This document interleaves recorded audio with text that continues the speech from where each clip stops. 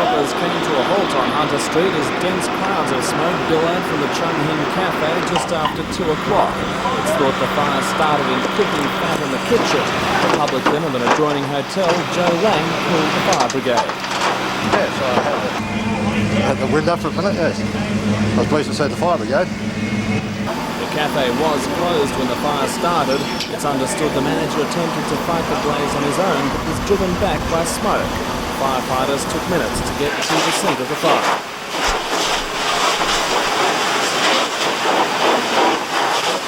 Damage to the kitchen was extensive and a thick layer of soot covered much of the dining area.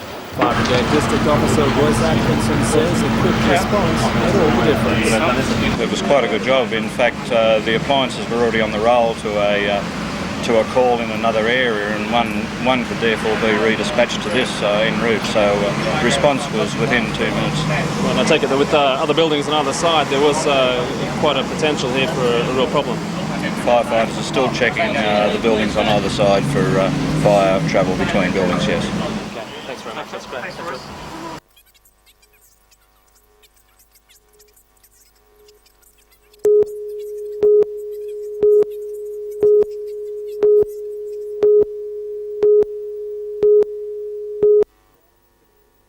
Subscription to Geo. Hunter students are in a class of their own, and their hard work has been recognised by 2 long-term ventures. At the Hunter Valley Research Foundation, Year 11 students Angela Towns of St Peter's High Maitland and Elsa Martinelli of St Francis Xavier College Hamilton were first prize winners in the bicentennial competition. Angela's project on Maitland's Heritage Mall and Fiona's research, called the Tongan Italian Experience, will join 4 highly commended entries from other Hunter schools in a special publication. And the Research Foundation now aims to make the contest an annual event. The aim is to acknowledge excellence in the school system in areas where the Foundation has a special interest. And meanwhile at Cardiff High, all the students are winners, with the official opening of a rainforest reserve. The area of Gully was, until last year, a rubbish dump, but hard work by students and staff has transformed the area into a tranquil, cool retreat. Bicentennial Coordinator for Lake Macquarie, Mr Greg Baptiste, declared the area open. School captains Adam McWhinney and Monica Wellsmore cut the ribbon on the bridge, built by Year 10 woodwork students. Pupils worked on a voluntary basis, clearing, planting and digging ditches, making a natural habitat for studies in geography and science, as well as an area for peaceful relaxation.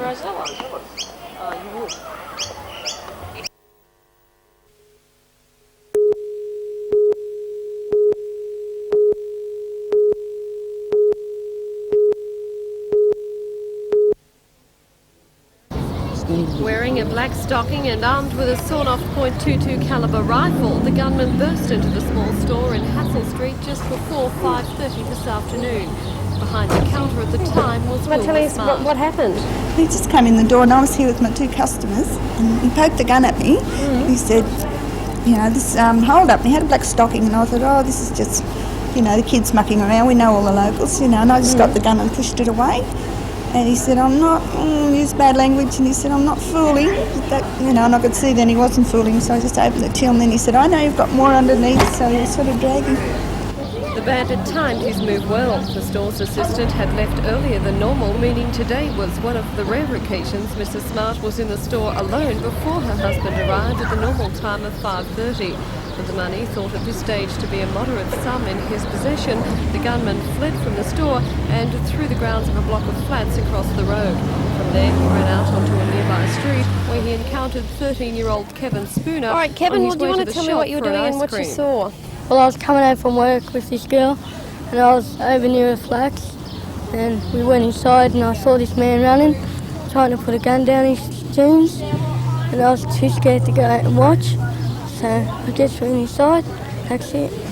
Police have little to go on at this stage. Despite the number of witnesses on hand, the actual hold-up lasted only a few minutes, and the stark stocking and clothing worn by the man have made it difficult for a detailed description to be put together.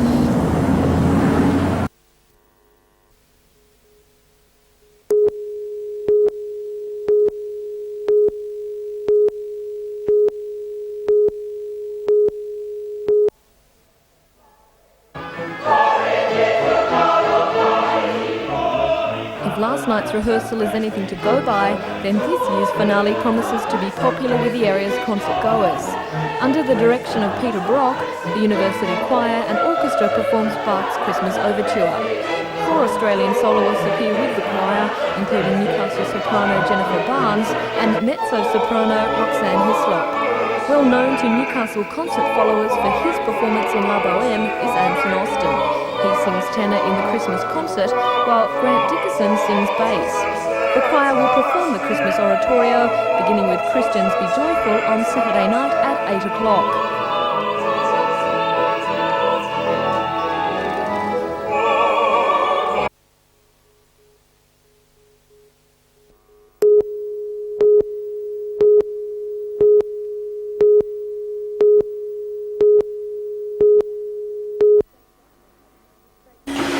The state government has announced a total review of government cleaning. Originally looking at reducing costs by $120 million a year, the government has since revised that to $70 million. But it's a decision that has left government cleaners in the dark as to where and when the cost-cutting will take place. At a meeting last night, it was decided that the Miscellaneous Workers Union, to which the cleaners belong, should keep the group informed on the government's cost-cutting progress. According to Shadow Minister for Administrative Services, Laurie Ferguson, the government's proposal to employ contract cleaners in government schools in the area will affect around 780 employees, 75% of whom are women. He also stressed the fact that in many country towns, government cleaning is the only employment for widows and single mothers, an employment preference actually written into the Industrial Award.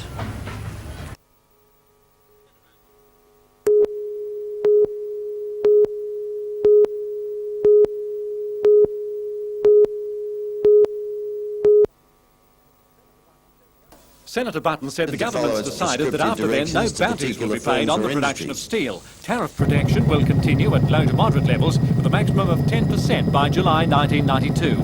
And developing countries' preference for Korea, Taiwan and Brazil will be reintroduced. No changes will be made to trade practices legislation, but allegations of constraints on steel supply mean the government will consider action if deemed necessary. And Senator Button says he supports the negotiation of industrial agreements between BHP and unions covering productivity, employment security, training and work practices. The Minister says the steel industry has recovered substantially since 1983, but there have been setbacks and some difficulties remain. Senator Button said the plan gave companies the confidence for major capital investment and fostered cooperative approaches by both employers and employees. The government will continue to monitor the industry to ensure momentum gathered under the plan is not lost. And Senator Button said the turnaround in the industry has been remarkable, with BHP expecting to export 1.5 million tonnes of steel by 1991.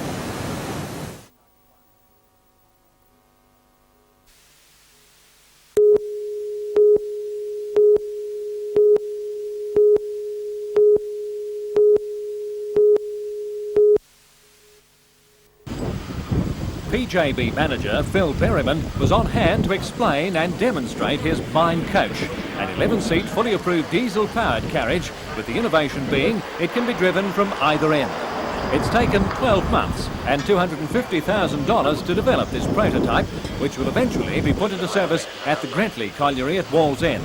For there, it has to be particularly narrow, but models 200mm wider are on the drawing board, which could carry up to 14 people. But it's the dual control capacity which is important, the way mining trends are going. Mines are tending to be developed with single entries, that is a single roadway or a single tunnel, and there's no means to turn around.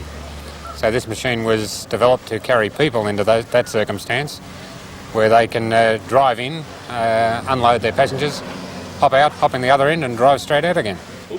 Phil Berryman hopes to sell up to 30 a year initially, with 4 firm orders from New Zealand already and a great deal of interest being shown by Australian companies. While it's an idea which solves some problems for longwall mines, it's one which was not achieved without considerable complications of its own. The fact that it's 4-wheel steer, it's 4-wheel drive, that it's got 2 sets of controls, one of which can only be operated at any one time, required a fair bit of engineering. The control is all done with pneumatics. Again, the machine being flameproof, we couldn't do it electrically, which would be much easier, of course. Mr. Berryman estimates the life of his mine coach at 15 years, give or take a few overhauls. He estimates that's more than enough time to come up with the next design. one for the 21st century conduit.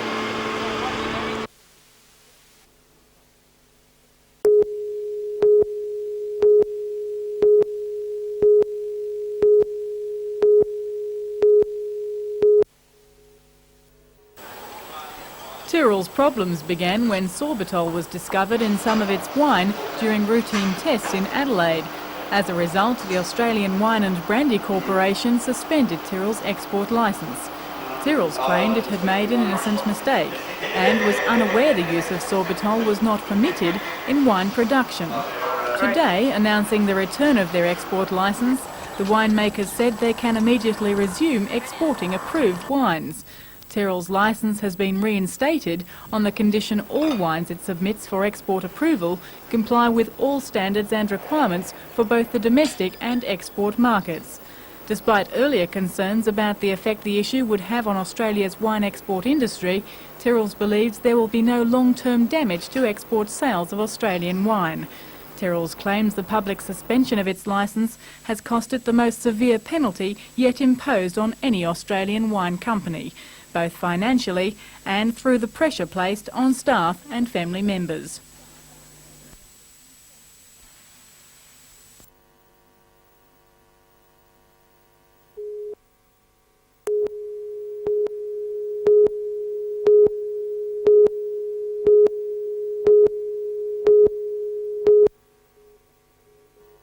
Unless an agreement can be reached before next Wednesday, hundreds of RMOs will officially resign from the state health system. The remainder who chose not to join the mass resignations will walk off the job in an indefinite strike. It's all part of the RMO's demands for a better deal. The storm, which has been brewing for months now, since they first put in a log of claims to the health department early in the year. In short, they want improved basic rights, better pay, better working hours and chiefly a more workable system. A system they say will encourage residents to stick with public hospitals and stop the influx to private practice, which they claim their government's ignorance has caused. Talks last night broke down and now only a last-minute meeting next Tuesday can stop the virtual crippling of the state's hospitals. The young doctors say they don't want to resort to this action, but they say it's their only choice in the face of what they claim is contempt from the health department. But probably the most frightening prospect about this whole issue is the effect it's going to have on the public. If those resignations do go ahead next Wednesday as planned, then the casualty section here at Royal Newcastle Hospital will be the only one still operating in Newcastle. And you don't have to be a medical wizard to work out that could be catastrophic. Dr Frank Simonson, spokesperson for the local RMO, says it's highly likely at least 2 of Newcastle's 5 public hospitals will have to close their doors, and the remainder will be offering only a band-aid service with bans on transfers, non-elective surgery and extra services.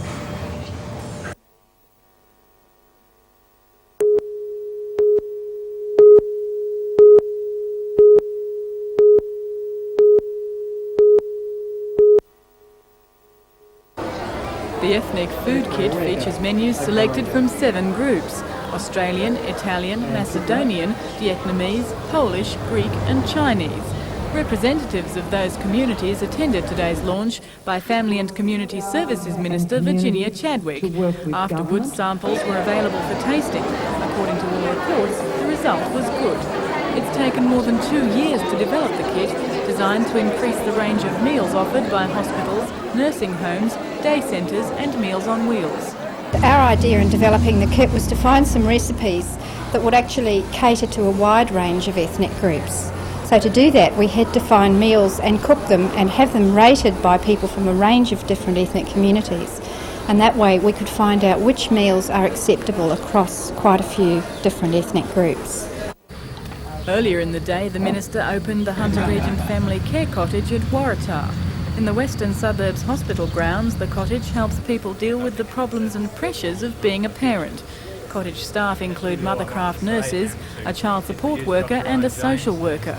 Help can be obtained in several areas, including baby and child feeding problems, crying babies, sleepless nights and premature babies and multiple births. Mothers without the support of a partner or family are also catered for.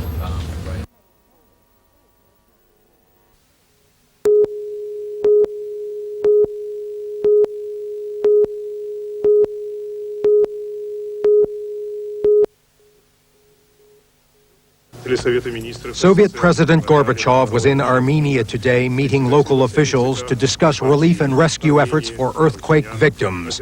Later, he toured devastated areas, and this is what he saw. Survivors in shock huddled in collapsed buildings. People leaving notes on a gate to let their families know they are alive. In addition to the dead, officials now say 500,000 are homeless, 7,000 are hospitalized, 12,000 others are in need of medical assistance, and 10,000 Armenian children have been separated from their parents. Many are expected to be declared orphans. Anger is now building at what officials acknowledge was at first a badly organized relief effort. In Lenina Khan, this man said there were no arrangements at all, no one helped. Another man complained the army seemed more concerned with guarding banks and stores than digging out victims. There is also growing criticism of poorly designed buildings in an earthquake-prone zone. This weekend, Soviet flags were at half-staff, many with black crepe, on this day of national mourning. With communications badly disrupted, Armenians now gather everywhere to exchange information on the disaster. Soviet officials now say the economic damage from the earthquake is too enormous to calculate. They believe it will take at least 2 years to rebuild the devastated areas.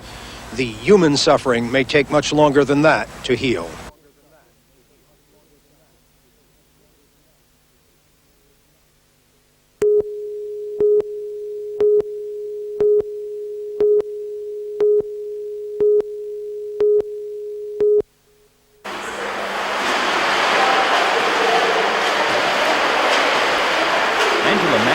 Just 14, but according to her coach, has enough talent to make it to the 1990 Commonwealth Games in New Zealand. At the Pacific School Games, Angela won the 14 years 100 metres butterfly in 1 minute 4.99 seconds. The teenager not only beat the best in Australia, but Canada, New Zealand and Japan as well. Angela's time was a new country record and was just outside the state record held by former Olympian Michelle Ford. It was also nearly 2 seconds under her previous best. There you go. Try yourself off.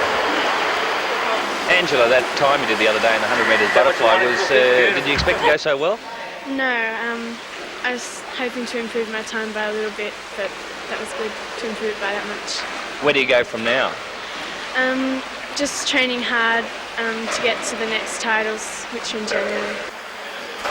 Angela has a busy 3 months coming up with 5 major championships, finishing with the national age group titles in Perth during March. She is training up to 9 sessions per week, and if her times keep on falling, the champion teenager could become Australia's next Madam Butterfly.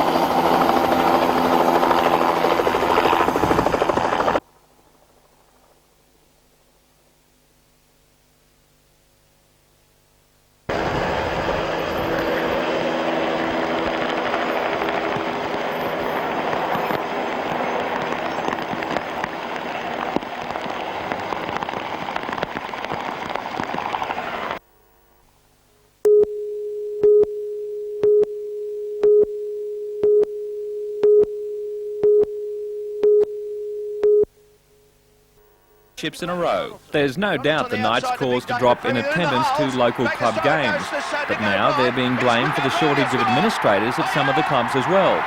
One club that had been experiencing difficulties finding enough office bearers was Central Charlestown, but today, at a special meeting of the club, the vacant positions were eventually filled. New president Chris Cruz says despite the Knights, the club is going to be better off this coming season than ever before.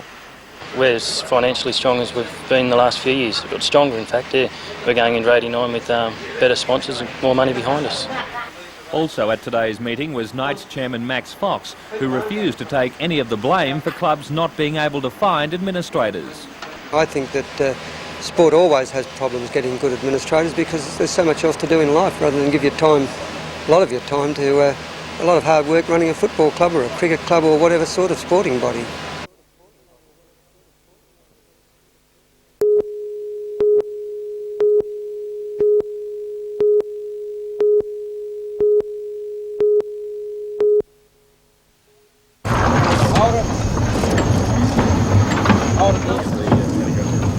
Windward Passage is like no other maxi yacht in the world.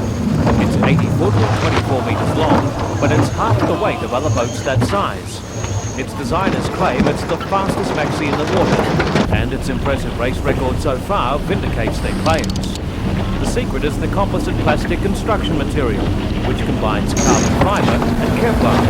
It's the same material used to build the doors on the US space shuttle. The material is light, but strong at the stress points, meaning the huge hull is unlikely to flex under pressure, as other fiberglass or aluminium yachts have been known to do.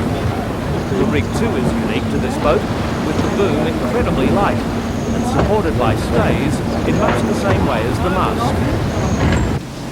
Once you're down below, you can forget the creature comforts. This boat is built for performance and speed, and weight is one of the most critical factors. Windward Passage is equipped with onboard computers and electronic monitors which tell the skipper at a glance what's going on. A crew of 26 also brings with it a wealth of experience from the America's Cup races and past Sydney-Hobart adventures. Rod Muir, who has business interests in Newcastle, has big plans for the yacht in this year's trip south. Well, we want to win it, firstly, be first boat there. Then we'd like to do well on handicap. But really, given the right conditions, we really would like a record. I mean, this boat is capable of getting a record if we can stay in the wind. But you're in the lap of the gods then. If it's a light weather race, there's nothing much you can do. But we'd really just like to get that gun and win the race for Newcastle. Of course, the name Windward Passage is better known to Newcastle folk as the latest watering hole on the foreshore. The mould used in the construction of the seagoing yacht has been converted into a tavern and restaurant. The mast used in the tavern is actually the spare in case the original breaks. But Muir, who made his millions as a radio programmer and FM station owner, is confident Newcastle will have a win in this year's 44th Thunder Hobart. All he needs to do is keep the boat in the breeze. It's the latest technology that's available, and it's great that we did it from Australia, just at the right time. It's a good image for us to have offshore now, high tech. Well, we're ready to go! There she goes. Thanks for the hard sailing in the harbour and the puffs.